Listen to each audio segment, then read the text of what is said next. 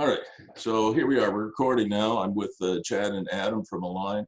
And so the model that I've been working on with a number of my coaching clients, can you see my screen okay? Yes, clear, thank you. Yeah, thanks. It's called the Samuel model. Not really a great name, but you'll see why I called it that. And what it is, it's about Main Street makeovers across North America. I don't have many slides, but I had a few I wanted to show you so you get a sense of what it is. So Main Street makeovers across North America. And I don't have to tell you guys, I know, Chad, you're plugged into this kind of thing. Bruce, your audio is cutting out.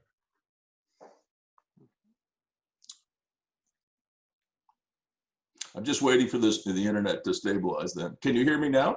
I can now. You have been cutting out. Yeah. Well, if it doesn't work, it doesn't work. We can always give up. But I'm going to try and get the message through. So if you can't hear me, just raise your hand and I'll stop talking. I apologize. I mean, it's the internet, right? Mm-hmm. So the model's called Samuel. Main Street makeovers across North America. And the idea is that young people and maybe not so young people are rediscovering downtowns everywhere. Plus, on top of that, you may have already noticed that people are leaving big cities. I don't know if you're aware of this, but 40% of the rich dudes in Manhattan have left. They not only just because of COVID-19, but largely because of COVID-19. And where are they going? They're going to smaller towns. They're going to homes that aren't on the 65th floor of a condo tower in downtown Manhattan. And Chad, I listed 32 townhouses in, of all places, Calabogie Peaks, and I sold. I know Calabogie. I'm sure. And I sold 32, or we sold 32 townhouses in Calabogie, which is a tiny little town, in 90 days. It was phenomenal because people have realized that they can now live pretty much anywhere, whether it's Calabogie Peaks or it's Prescott or it's any other small town. All right, so that's kind of the model. And the reason I call it the Samuel model is that the first one we looked at was in Sarnia. So Samuel is simply an acronym for Sarnia, S-A-M-U-E-L. So we call it the Samuel model. And the idea is to buy dramatically undervalued properties like this one. So one of my coaching clients, a brilliant young man by the name of FEHAJ, is looking at buying this one in Sarnia. And I think this is listed for about $350,000. It's about a 10,000 square foot building on 2 levels.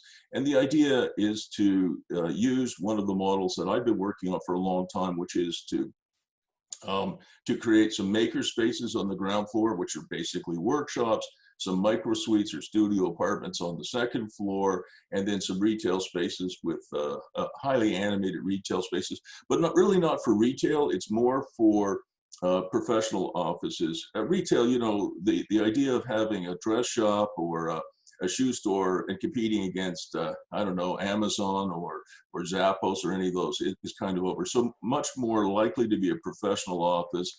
Could be a cafe, which is true retail, but it could also be a law office, a registered massage therapist, physiotherapist, those kinds of things, dentist, whatever is fairly internet resistant. So that's kind of the model. And we've been looking at the numbers, and we've actually done a couple of them.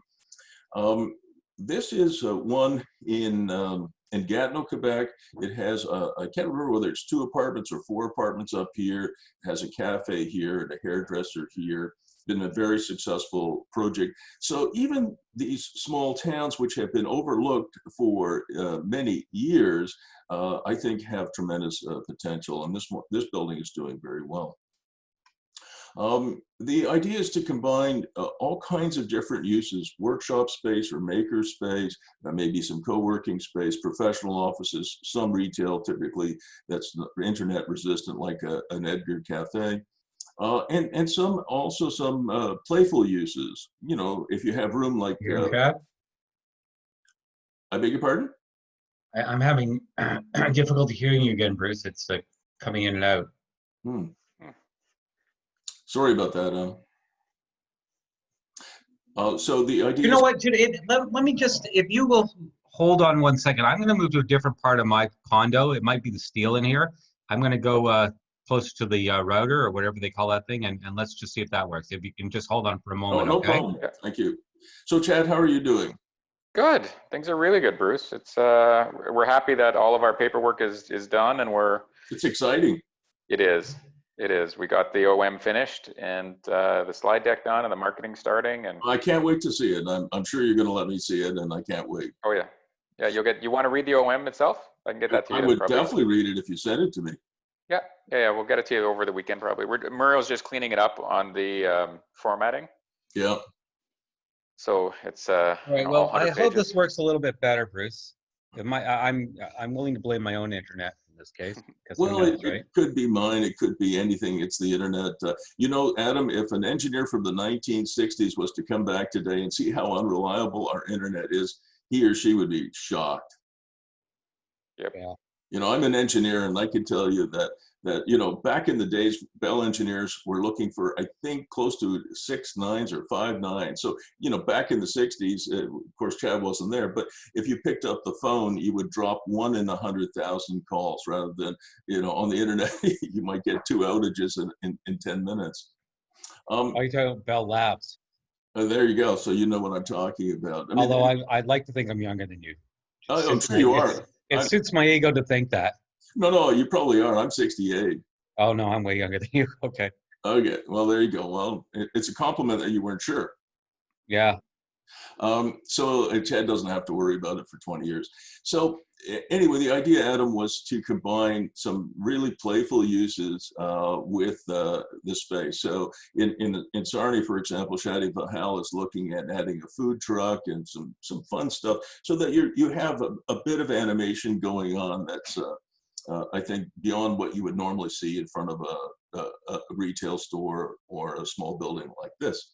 So maybe a food truck, maybe bocce. This is the beanbag toss game that's so popular at the NFL, at National Football League games, and you know, simple things like outdoor ping pong. I also picked the name Samuel because my wife has a cat, Sammy, and my grandfather on my mother's side, his name was Sam. And also I found out, I didn't know, Samuel was a prophet and he was beloved by 3 major religions. So it seems to be an okay name, I think. I'm not going to go through my business model, but Chad, you've seen some of these business models before that I've drawn up. Mm-hmm. And but this is the model basically. We're looking to buy, you know, property on main streets across North America, focused right now mostly in Ontario, but not exclusively Ontario. Produce high cap rates, certainly better cap rates than you can get maybe in downtown Ottawa or downtown Toronto. Well, what sort of cap rates are you looking for? It's in the presentation. I'm going to absolutely get okay. Because I know between you and Chad, you want the numbers, but I will get there. Okay, it won't take you very long. So high cap rates, mixed use, live, work, create, make, learn, play spaces. Reinventing the downtown cores, creating more dynamic communities, helping investors obviously take care of themselves and their families.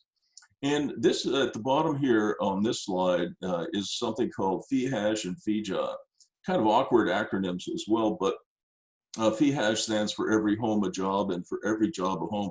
And I'm getting a lot of support right across Canada and in the United States by local planners, believe it or not, for this kind of a model. So much more understanding today. Chad, if we had tried to do this 25 years ago, I think it would have been much more difficult. Mm-hmm. Here's the very first one we did. This one was in Prescott, which is a very overlooked area. And we did another one in Chesterville. And again, the idea, Adam, was to buy these buildings for not very much money, renovate them, fix them up, put in good quality uses, and then refinance and repeat. And I've got entrepreneurs right now that might be interested in coming to the Align Fund if and when you guys were interested in these presentations from Sarnia, Belleville, Moncton, Calabogie Peaks, Carleton Place, Rockland, and Penticton. So if you like the model, I think I could bring really good quality entrepreneurs to the fund to help you guys and to help them as well. This one is 148 King Street West in Prescott, the one I just showed you before. And the only thing I'm going to look at or point out here is that we've had success with triple net rents and percentage rents, which has been a real help to boosting the cap rate. And the other thing that I think is kind of different about what we're doing is we are talking to planners in virtually every one of these communities about toggle space. Again, not a particularly good term, but what it means is that you can live and work at grade. So one of the things that I'm picking up on is a significant amount of demand. So that if you were a hairdresser, Chad, or I was a hairdresser, you could live in an apartment in the back at grade and have your hairdressing salon in the front. Or if you were a lawyer and you wanted a storefront legal office, you could have an apartment there and have your legal office in front, that sort of thing. And we're getting support for that in a lot of these smaller towns, including Kingston, where we're doing quite a big project like this. This is a project I went to see about 2 weeks ago. It's in Belleville. You can see, this is me, Chad, believe it or not. This is a power sale. We picked this up. My wife and I bought this about 2 weeks ago now. And this is me getting ready to go in and do a building inspection. And you can see the building on the right. It's about 6,100 square feet on the ground floor, 2,700 square feet on the second and the third floor. We bought it for $280,000, just over $280,000. It closes at the end of September. The footprint of the building on the ground floor is about 6,100 square feet. So you've got about 4,000 square feet in the back for parking. And then 2,700 square feet, like I said, on the second floor, and another 2,700 on the third floor. And the HABU, or highest and best use for it, is, believe it or not, Chet, it has 6 existing micro suites on the third floor. Wow. You stole that one. Well, I think we did. It's about a 10,000 square foot building, you know, and it works out to about $28 a square foot. You can't even build a garage for that. Who was the bank that was selling it? I'm curious. I'll send you the agreement of purchase. It's a lender I've never heard of, but you know, they just wanted to get rid of it, so we helped. Chad, does this not remind you of something that we did together? Yeah. Yeah. So no, we did kind of steal it. You know, I build mini storage buildings, Adam, and they cost me about $80 a square foot. So at $28 a square foot, you couldn't even build an uninsulated mini storage garage, basically. So does this have a revenue stream at the moment, or are you just? No, it's completely vacant. It needs a lot of work. And you know, if I were to take most people into this building, you know, it was a Chinese restaurant, and the reason it has those 6 micro suites on the third floor is I think a lot of their staff was living up there. Can you define micro suite for me, please, in terms of square footage? It's very small. So a typical micro suite, which is, Adam, the hottest real estate product in the world today, is the micro suite. It's kind of one step below a studio apartment. So they typically range from 275 square feet to about 400 square feet. I'm just going to ask Chad for reference. When we did that building in Coburg, how big were those micro suites? About 400 square feet? Yeah, 4 to 5. They were a little bit bigger. They were spectacular. Mm-hmm. Yeah. Okay. Anyway, sorry, Bruce. I didn't mean to interrupt. I was no. It's better to make it a conversation, Adam, than just listening to me drone on. But having said that, just so you know, Chad, UBC has been building micro suites as small as 145 square feet. Wow, craziness. Just to put that in perspective, my bedroom is 500 square feet. Well, I don't think mine is 500 square feet, but you know, I'm a young man, Bruce. I need the space. Well, yes, you're probably chasing women around, so you need a lot of space. I'm happily married 35 years in now. I don't think I think it's a life sentence, Chad. Yeah. I don't ever want to leave my wife. Adam, what are the 3 quickest ways to get poor? 1, get divorced. 2, buy a horse ranch. 3, buy an NHL team. I only did one of those 3. Well, that's the old joke, right? Robin Williams said alimony is a anglicized version of the Latin "all the money." I'm going to steal that. That's a good one. That's Robin Williams. No. Yeah, and I give Eugene Melnick, who's the current owner of the Auto Centers, grief every time I see him because he's done all 3. He got well, there's another part of that is that, you know, next time I'm not getting married, I'm just going to find a woman I hate and give her my house. Well, Eugene had to pay his ex-wife $650 million US. That's a lot of money, even if you're a billionaire. Mhm. Anyway, so Anyways, let's proceed. yeah, I won't keep you much longer. The highest and best use for it is 2 retail spaces, but not really retail, professional spaces at grade with probably with apartments in back, so people can live and work in the same place. Second floor, it should probably be 3 2-bedroom apartments, and then the third floor we have to renovate for sure, but it's set up for 6 micro suites, and I think they average about 300 square feet, Adam. So not as big as the ones that you and Chad did, but decent size. They work. So one of the things I was hoping that Align could help on this project, which is the Belleville project, is help me with a first mortgage. That's kind of what you do every day, Chad. So 65% loan to value first mortgage. And this is the Mad River structure that you and I talked about, Chad. Does Adam know what that is?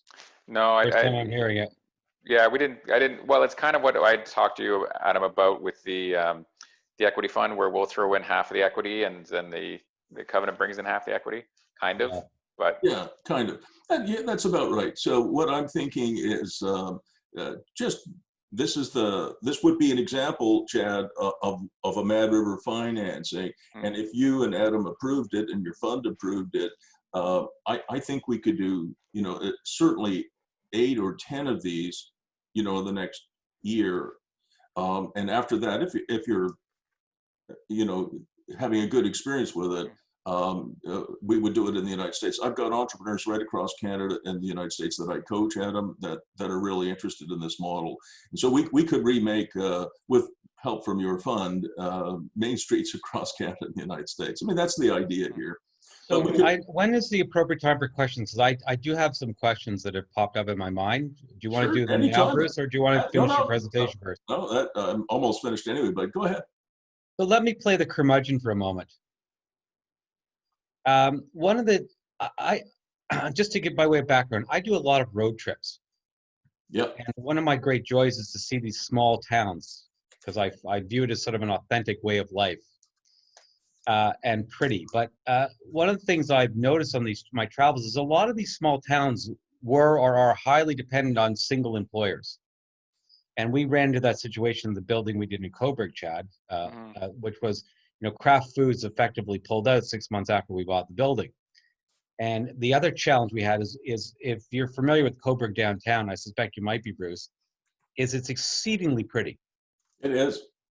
But the downtown for many years was dying because the Walmart went in a kilometer away. So how does one revitalize an area, which I would love to see, frankly, because we have beautiful small towns, in light of these particular challenges? Well, I do think that I started out by saying that 40% of the rich dudes in Manhattan have left. Some of my friends have left and have moved to their summer places in the Hamptons or Long Island, some in Florida. And I did say that we had just sold 32 townhomes and condos in Calabogie in 90 days. So the demand for small towns, I think, is going up at a tremendous rate. And the other thing that has changed, I think, Adam, is that people are becoming gigpreneurs. We have about 8 million people on the CERB benefit in Canada and about 40 million Americans unemployed. And these people, many of them, who have jobs and many of them who don't, are going to become gigpreneurs or ex-urban. I don't know that word, Bruce. What is that? What word is that? Gatepreneurs, did you say? Yes, gigpreneurs. Like everybody seems to have a side hustle these days. Yes, the Uber drivers is a gig. It's called the gig economy. Yeah. Oh, a gigpreneur. Oh, excuse me. I thought you said gate. G-A-T-E. No, okay, no, gigpreneur. So okay, now it makes sense. Thank you. Yeah, and I'm on the front lines of this, Chad and Adam, and I am predicting and seeing and witnessing tremendous strength. So what we're talking about, Adam, is not trying to put in a hardware store on Front Street in Belleville, or for that matter, Coburg, to compete against Home Depot or Lowe's or Rona, or we're not putting in a general store to try and compete with Walmart. We're not putting in a dress shop or a shoe store to compete with Zappos.com or Amazon. That's not the idea here. The idea here is to cater to, let's just call them entrepreneurs rather than gigpreneurs, to cater to entrepreneurs, people who run physiotherapy, medical clinics, dispensaries, that sort of thing. So service-based. Service-based, very good, exactly. I call them professionals, but service-based is maybe a better term. So the idea would be, if you like the model, that my wife and I, Dawn and Bruce, would put in $25,000 of equity, and the Mad River partner, which might be a line, would put in $12,495, and you guys would own 1/3 of this, and we would own 2/3 of it. But there's a little trick that I have up my sleeve that'll explain it a little bit better. We need a second mortgage to close on this. So that's something else, Chad, that probably would come from the fund. I'm suggesting $115,000 at 8% cumulative interest for 3 years. We need a construction mortgage. It's not cheap to renovate this building. It's about $1.3 million. I don't have the spreadsheet here. We're not going to go into the details, but if there was interest from the fund, we would obviously go through the spreadsheet in detail. This building, when it's finished, will produce a net operating income of about $217,000. Total cost will be about $1.6 million. The cap rate, you asked about that.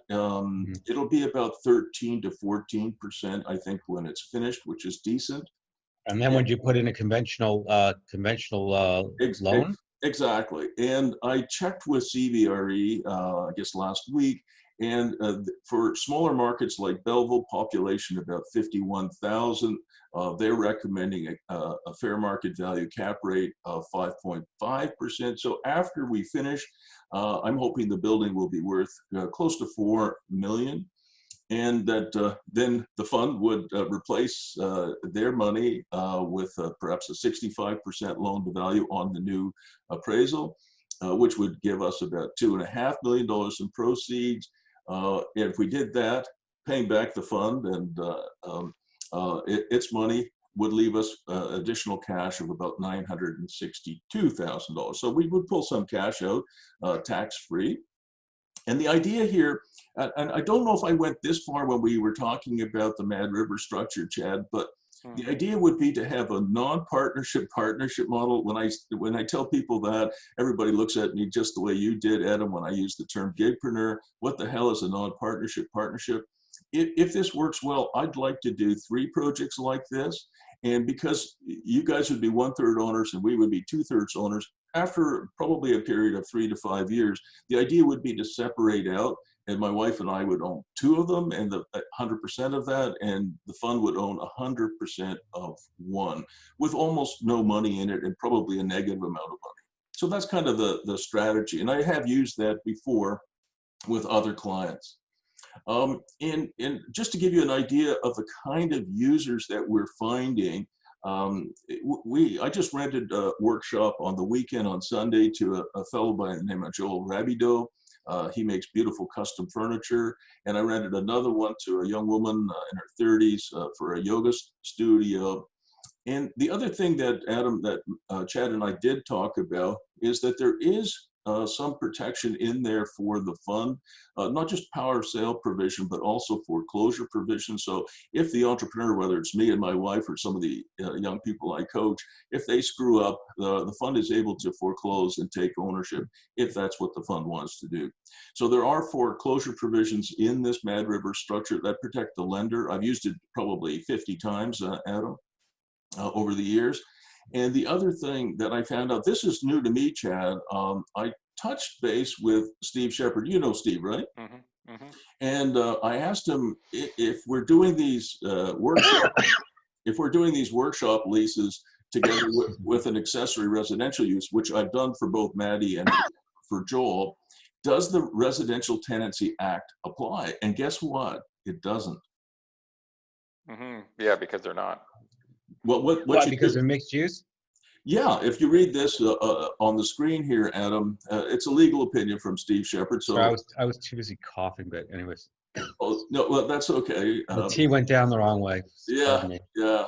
Okay. So anyway, he did a little bit of research for me and for the group that I coach, and he said as long as the primary use is commercial and the secondary use is accessory residential, it's not covered by the RTA. So the leases that I did for Joel and for Maddie are actually commercial leases with accessory residential in them, not covered by the RTA. So does that presuppose that the tenant is using both facilities? Exactly. Well, that's So exactly. if someone was there as a purely residential tenant, the RTA would no, they're covered by the RTA for sure. Okay, that's what I thought. Okay. Yeah, no, unless it's a short-term tenant. If it's a short-term or maybe even medium-term tenancy, you might be covered by the Innkeepers Act, so no RTA. You know, on Airbnb or vacation rental by owner, you are regulated under the Innkeepers Act. I found that in a past life to be somewhat problematical. Is that, you know, these tenants have learned how to work the system For sure they have. In a way more sophisticated way than I could ever do it. Yeah, I completely understand. Yeah, but in truth, I think that for example, with Joel and Maddie, they both have apartments that I've leased them, and they both have workshops which I've leased them. But I did a commercial lease with accessory residential, and I am certain, like, if they don't pay their rent, 15 days after they don't pay the rent, we can distrain and lock them out. So they better pay their rent. I mean, they're great people. I've never had a problem with Joel in the past, and certainly Maddie's been with us for 3 years. So high level, Bruce, you know, obviously I'm a fan of the plan. We've talked about something similar for a while. Yeah. You know, I think and that opportunity you got in Belleville is phenomenal. The fund, it would be able to give first mortgages in the short term, you know, September, October. Yep. No problem, 65, 70%. We can do that. The opportunity side of the fund, the equity share, we won't be ready for that till December, January. It's a separate LP, and we're focusing on getting the mortgage side up before the equity side. But I want to contradict you for a moment here, Chad, if you don't mind. Sure. Is it given a clear and present opportunity? Yeah. I could write those documents in days. We could. And I would add to that you know, I believe there's an appetite even among my immediate group of friends. Participate there. Like I'm thinking guys like, I think you met them, Morrow and Peter, those guys. Yeah. And you know, the amount of money, Chad, that we're talking about to get the Red River off the ground is very small. Like your contribution, Adam, if you and your pals, Chad, et cetera, wanted to own a third of this building, your contribution is $12,495. I mean, we're talking about, you know, the sort of money that it wouldn't be worth the effort to even do it through a fund. You just do it on a. I'm going to make it up a syndicated basis. Right? You know, it's the construction side. You know, a $1.6 million construction mortgage. So I think that almost. Sorry, Chad. It's $1.6 million is the total cost of the project. It's $280,000 to get it closed, plus some closing costs, and then. We probably can do it for less, but I've spoken to the city of Belleville, the planners there, the economic development people there. I haven't spoken to the local councillor, but I will. I've spoken to one of the engineers and the developers there. So I've got a pretty good handle on what has to be done. Probably, I think we can do the renovations for between 900,000 and $1 million, but I put in 1.3 million because nothing is worse than coming back to the fund or to the going back to the construction lender, you know, and saying, "Oh, we missed our budget by $300,000." I don't want to do that. So, Bruce, would you be your own GC on this? I haven't made that determination yet. We're meeting. You know, my wife is my partner, Adam, and I have to tell you, you know, she's very quiet, but she's got a better strategic. And you're still married. Yes, she puts up with me. It's amazing. She's got good taste in everything except men. Yes. Anyway, you know, I do rely on her to a very large extent to give me advice, and I do think we want at least a Belleville project manager. One of the great things about Belleville. And I've talked to Zubin Gillespie, who's a big developer on Main Street, on Front Street. He's done 3 of these buildings himself. And one of the great things about Belleville is you can get really top-end talent for $30 to $40 an hour, which would be at least double that here in Ottawa. So the construction costs, I think, I based it, Chad, on my experience in Ottawa, but Zubin Gillespie, who's been in Belleville now for 11 years, says that is probably too high, but I just didn't want to underestimate. So just, I don't know who this question is for, but are you looking for the Opportunities Fund to do the construction financing? Well, what I have a lot of confidence in Chad. You know, Adam, you and I have just met, but I've known Chad for a long time, and he really understands not only finance, but zoning better than anybody else I know in construction. So what I would want is I'd want help from Chad and from you, frankly, on three things, right? One, well, construction financing is my bailiwick. oh, there you go. I think I knew that actually, but what I would want help with, and I need help because, I'm doing very well now, Adam, after the bankruptcy of the Senators, but that was a long climb out of a deep hole for me. When they went bankrupt in the mid 2000s, Chad knows the story. It's in you could read it. I was a hockey player, but not a hockey fan, so I wasn't even aware of that. Okay, well, they went bankrupt in the mid 2000s, and I didn't know that. And $55.5 million of my money and my wife's money went away. When the bankruptcy estate was finalized for my $55.6 million investment in the hockey team and the Canadian Tire Center, I got $3,500 back. So it's been a long climb since 2004. But I have an excellent credit rating, and we're doing fine. But I don't have the same financial capacity that I would have had 15 or 16 years ago, where I would just write the check for. Well, it's good to hear you. It's not that I wish you misfortune, but it's always good to hear about a guy climbing out. I don't know if you know my story, but I started and ran up until a couple of months ago, sort of one of Canada's premier construction financing mix. Right. And my partner, and I calling him partner, was actually a contractual relationship. He committed $45 million worth of fraud. Wow. So he did all sorts of things, which I won't belabor the point with, but so it effectively destroyed the business. Now he'll probably end up going to jail, but that's not for me to decide, right? Well, I had a very similar experience. Chad knows that my partner in the Senators was Rod Bryden, who is a very clever lawyer. And it turns out that Rod Bryden has bankrupted any number of companies. The Ottawa Senators is just one of them. He bankrupted Kinburn, System House, Paperboard Industries, World Heart Corporation. Paperboard, that was yeah. Who was that? I know those guys. Who were the principals? Well, Rod Bryden was involved with that. And then also in addition to that, he created a Plasco industry. So we estimated, we don't really know, that somewhere between 1.2 and $2 billion worth of businesses have been created. But Rod has, multi-million-dollar home. He's got a property in New Brunswick. He's got all kinds of money floating around. So most of the money, unfortunately, Adam, seems to have disappeared from the companies that he was involved with. But he did it, he's a lawyer, he did it in a way that he didn't go to jail. Well, the good news about our particular challenge is that we actually know where all the money is. Oh, wow. But I can tell you, I'm going to just share this one story. Sure. Just give me, this guy is also a former litigator. And so we made a construction loan to a company called Grey Cliff Developments.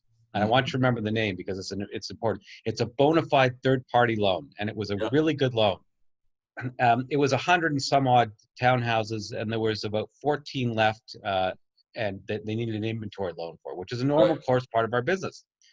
We made the inventory loan to a company called Grey Cliff Property Rentals. Now that sounds like a subsidiary of the original bona fide third party. Right. After an investigation, we found out that this fellow, I'm loosely calling him a partner for convenience. I understand. He owned 100% of Grey Cliff Property Rentals. My gosh. It was a separate company. Experience. And that was just one. He grabbed a building up in in Barrie. Mm-hmm. We had lent $35 million on. Wow. And we found out just a couple months ago that he put it in a company that was 100% owned by him, which we said was okay so long as it was a trust document. Right. And the trust document never existed. He basically forged it. Yeah, he basically stole it. He did steal. Well, by the way, the court decided with us. We're getting it all back, but I'm just commiserating with you, Bruce. Well, I feel much better. Yeah, I'm sure. I can see that I smiles come to your face. Oh, it does. Let me just, I don't want to distract you from all the work you've got to do today, me too, but what Mr. Bryden did, what Rod did, was he created a company called Bryden Management Corporation, so BMC. Yeah. And he put $5 million into BMC. And then he got investors to put in 4.9 million. So Rod controlled 51% of Bryden Management Corporation, and there was 9.9 million in cash. Then he created BMC2. He put 9.9 million of cash from BMC into BMC2. And then he raised another group of investors, 9.8 million. So now BMC controls 51% of BMC2, all the way down, Adam, to BMC10. So he put in 5 million here, and at BMC10, he had $485 million in cash. And then when the Sens went bankrupt, which was originally my company, Terrace Investments Limited, it had $485 million of liabilities and $650,000 in assets. You tell me how that is possible. I don't know. That is a great mystery. Well, you know, it's the good news is that ours is going to work out, and I had my fund was $137 million. Wow. And I raised that money effectively myself through my. That's contact. A lot of work. It was a lot of work. It took a lot of years. That's too bad, Adam. But then we were on do you know FEHAJ? Yeah. So FEHAJ was our kind of our lead investor. Wow. And we were on a phone call with FEHAJ, and they basically said, pardon my language, they basically said, we don't trust you guys anymore. Fuck off. We're taking our money. Yeah. And they took 35 million. Anyways, it's very hard, no matter how well you papered things, to do business with bad people. So Adam, you and I, and I'm sure Chad would agree with this, that the number one thing that you would want is not good deals, but good people. Yeah. And you know, I learned from one of the first people I started coaching, a young man who was, I coached him. He's a constructor. He's doing very well now, but he was very poor back then and could barely afford any money for anything. But I did make him pay something for coaching, not very much. And he told me something that really sticks with me. It's a beautiful sentence he uttered. He said, I pay my bills before I eat. And when he said that, I stopped and you know, I think I charged him like $300 a month for coaching just because I liked him and I wanted to help, and he did some really good work. And then eventually he could pay coaching, you know, for real. But, you know, he lived up to his word, and I've always tried to do that too. And I know Chad has as well, you know, pay your bills. And so you want good deals, but you want good people first. And one of the things, if you like this model, Adam, you and Chad are comfortable with it. You know, I now am coaching thousands of really good qualified entrepreneurs. They've learned a lot from me. I don't mind telling you that. And they're really successful. Bruce, there is, sorry, I'm sorry, I didn't mean to interrupt you. Sometimes you cut out. I think you're finished and you're not. Sorry, go ahead. No, just because I would like at some point, if you like this model, Adam, to introduce you and Chad to, you know, the whole group of them. Right now, I've got, I think, 9 entrepreneurs who from Penticton to Belleville to Chesterville, Prescott, Rockland. I mean, these are fantastic entrepreneurs, and I think they'd be very good launch clients for the fund for Align. Bruce, there's someone that I'd like to introduce you to, and you maybe even know him, so I'm going to throw out the name just in case you do. Do you know a fellow named Warren Shear? Warren Shear? I don't think so. So Warren Shear is a lifelong friend of mine. In fact, I jokingly say we met in utero because my late mother and his mother were actually friends when they were pregnant with each of us. Okay. And now he comes out of the Cadillac Fairview world. His dad was one of the principals there. Oh, wow. Yeah, they were very successful. And the reason I mention that is because he's got a wealth of good information, experience behind him. And he's actually looking to do exactly the sort of thing. He did one on, do you know Toronto well? You know, I have 5 kids, Adam. One of my daughters is there, so I'm there as often as I can. So on St. Clair, west of Bathurst Street, Mhm. there's a strip that's sort of up and coming now, if you know the Yeah. area. He bought a crappy old building, which is not a disparaging remark. It's a sign of opportunity. Yeah. And he refurbished it. It was about the same size, maybe slightly bigger than the one that you showed us in your example in Belleville. Mhm. And he got the University Health Network to take the whole space on a 20-year lease. Fantastic. That thing's going to go out at a 3 cap because it's effectively a government covenant. Well, Toronto's a little bit different. Like, I agree. It's the center of the universe. Yeah, the center of the universe. But CBRE says that cap rates in Toronto, you can't compare Belleville to Toronto. No, I understand, but it was what I'm saying. It was an interesting kind of model. Oh yeah, no, It was some old crappy restaurants and a couple of really awful apartments, and he got it, and he did it. Your partner and his beautiful wife bought a building that was literally falling down and turned it into a 6-unit building that is unbelievable. I mean, there were structural elements that they had to fix, and it was very clever the way they designed it too. They ended up with a 6-plex, and I did a bunch of stuff in Peterborough. Yeah, there you go. Well, now the reason I did Peterborough is my sister's husband.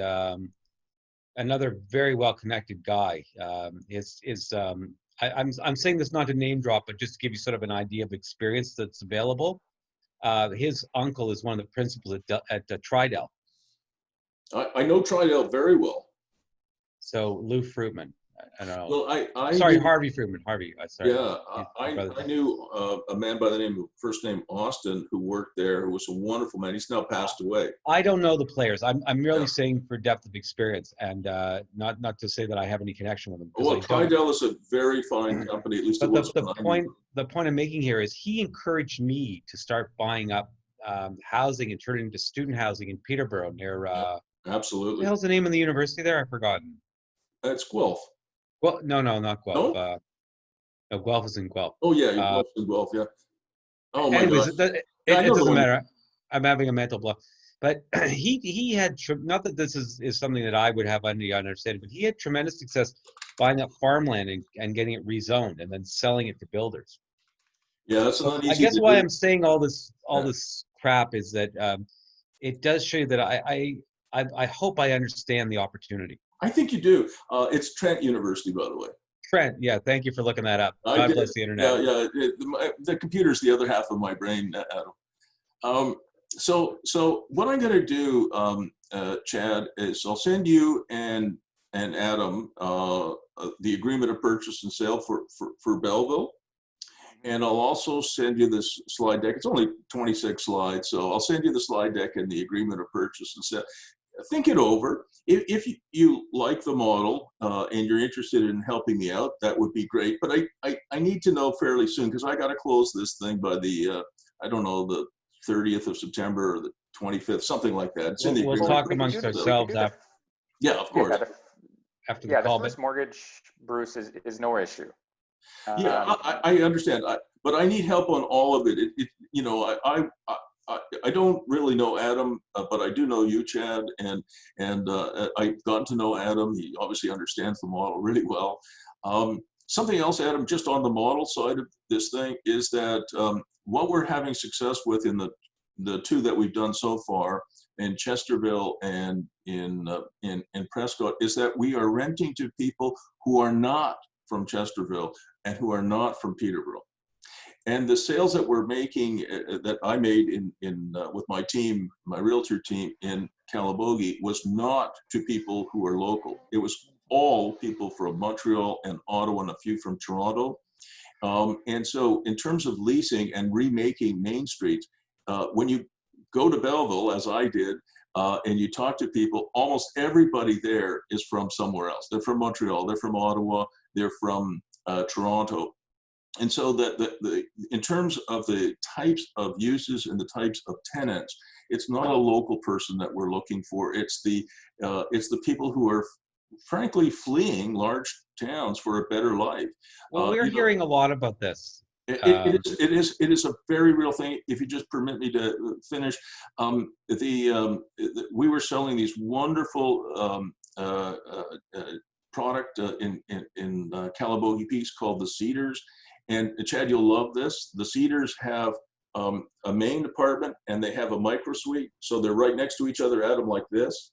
They have a connecting door, but the micro suite also has a door to the outside. So I've been selling it to young people and to older people. So the young people who can work remotely, instead of buying a $600,000 townhouse in Ottawa, they're buying a $314,000 townhouse in Calabogie, which has like a micro suite, which is about 400 square feet. And so they have their main part of the building, but they can rent out their micro suite. They can put it on Airbnb during ski season or golf season, or they can rent it out long-term, or they can just run a business out of there. And it just was unbelievable, the success that we had in a town of about 1,000 people. This is what we're going to do in Belleville and in Penticton and in Rockland and Carlson Place and others. And like I said, if you're interested, I will introduce you. We'll do a meeting, not just the three of us, but we'll do a meeting with 7 or 8 or 9 of these wonderful entrepreneurs so you can get, to meet them. So just to go back, the reason I've raised the specter of Warren Shear is because he's looking for product, and I think it might be a good introduction to you. That would be fantastic. If you don't mind, Chad does it for me all the time. I do it for Chad all the time. Just do an introduction. Say all kinds of nice things about me and say nice things. Say you've got a funky hat. Well, I'm a Blue Jays fan. Are you? But do an introduction. That would be great. So I'll speak to him first, though. Just to let him know. Maybe he's not interested. But this is the neat thing about this is that it's not really real estate, because if you have micro suites and you have professional spaces, it's more like a business as opposed to real estate. Because, Chad, you've heard me say this, as a developer, you can probably only be in 1 or 2 cities because development is such a local thing. Like Adam, you're talking about taking agricultural land and bringing it into a different zoning, developing that. That was my brother-in-law's thing. Yeah, I get that, but you really have to know the lay of the land. If you're developing a new office building, again, you've got to know the city or town. But if you're buying on main streets across Canada, the United States, each project is pretty much like the others. It is more of a distributed business that you could. But you don't think you have to understand the economic base of the small town? Yes, you do. Certainly you do. But what I'm seeing is that, and what I'm predicting, and not just because of COVID-19, is that we're heading towards a gig economy and that small towns are in fact being rediscovered. Belleville, if you ever get a chance to come and visit with me, if it's something you wanted to do. I know Belleville a little bit. I used to race at Shannonville, so I've been there a few times. Yeah, and we put the Belleville Senators there. That's the minor American Hockey League affiliate of the Ottawa Senators is in Belleville. Belleville has the council. They have a new council, very progressive, and they are reinvigorating their downtown. This is one of the last of these near derelict buildings. And if we hadn't bought this, the next day, one Toronto investor and one investor from Hamilton were coming with unconditional offers to buy it. So that's why we snapped it up the day that we did. A friend of mine's family had a Army surplus store in Belleville for 50, 60 years. Wow. Now closed because there's just no. You don't. It got lost out to the internet, right? We're not putting a used clothing business or Army surplus. Yeah. Army surplus. That retail like that, in my opinion, is over. All right.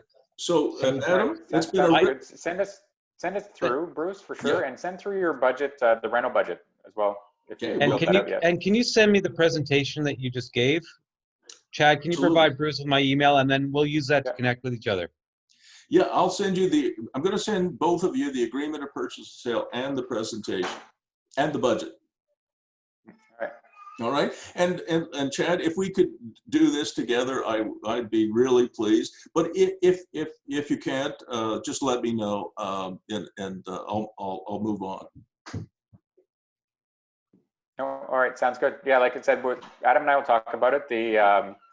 you know, it depends on just how quickly we're able to roll, because we're just getting things running. No, I understand that. This may not be for you. Just let me know if it is or if it isn't. Well, the real challenge, I would say, right at this moment, is not that it's not necessarily for us, because I actually quite like the sound of it. It's more a question of can we, because we're in the startup age, can we do it on your timeline? And I don't know the answer to that. Yeah, unfortunately, it really wasn't my timeline. It was the lender. You know, it was a power of sale, and you know what it's like with power of sale, Chad and Adam. It's you don't get a lot of help. But mind you, you know, I do have a fallback position. I hardly ever mention them, but I do have that. You know, if we have to, Chad and Adam, my wife and I will close on it. We'll clean up the building and we'll flip it for an extra $150,000. That's what I'll do. I mean, you know, because I don't Not have the worst thing. No, it's not the worst thing. I mean, it is a mess inside, but I could clean it up. I've got a crew that could go down there. The easy part. What's that? What? Closing is the easy part. We can probably fund you the closing. It's the construction side that the $1 million. Oh, I understand that. So I'm actually not that worried about it. It's more about Bruce's timeline than actually getting the money, because I know people we could reach out to if we don't have funding ourselves. Yeah, I'm sure that I know between you and Adam and Chad that you could absolutely do this, and you'll end up owning a third of it, and we'll end up owning 2/3 of it. And like I said, if you like it and we're working well together, we're going to do 2 more, and then the idea would be that you would end up, the fund would end up with one of them 100% ownership in the fund, with virtually no cost. I think your adjusted cost base on it will be 0. That's the idea anyway. All right. Should we leave it there? Because I got something coming up in the Yeah, no, it's 9 o'clock, almost 9 o'clock. I really appreciate you making time for me. And again, I apologize about the timeline, but it really isn't mine. All good. No apology necessary. So Chad, just to repeat myself, just connect Bruce and I by email if you would, please. Yeah, we'll do. All right. Thank you. Bye, guys. Bye, guys. Thanks, guys. Have a good day. Bye-bye.